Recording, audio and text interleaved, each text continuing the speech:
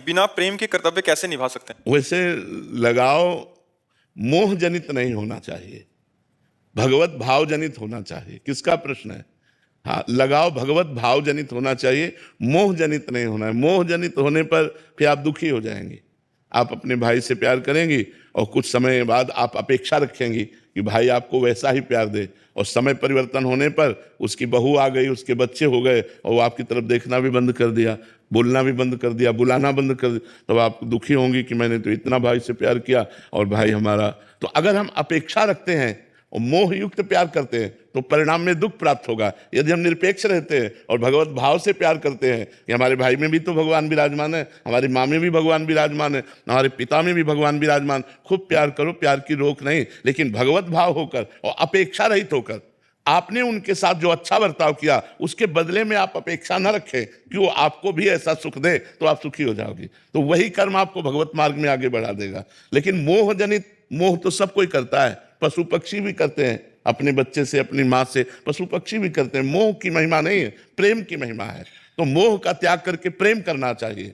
उन्हीं माँ बाप में भगवान देख करके यदि हम भावना करेंगे तो हमारी भक्ति बन जाएगी। और उन्हीं माँ बाप को अगर मोह हो तो बार बार जन्म मरण का हेतु। मोह मूल बहु शूल प्रद, त्यागहु तम अभिमान, भजहु राम रघुनायक। उनकी बात करना अलग बात है, लेकिन ये बात कहना कि मुझे ऐसा फीलिंग हो रहा, मुझे ऐसा अनुभव हो रहा, ये बात कहने से या तो आप मतलब पाखंड में आ जाएंगे और या तो आपका अनुभव खत्म हो जाएगा, क्योंकि सत्य सिद्धांत है।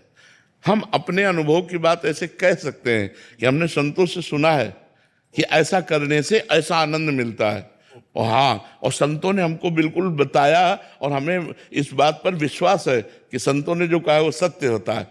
हमको ऐसे ऐसे साधक मिले कि बिल्कुल राधा नाम नहीं जपते थे, और जब से जपना शुरू किया तो उनको बहुत लौकिक और पारलौकिक भी लाभ प्राप्त हुआ।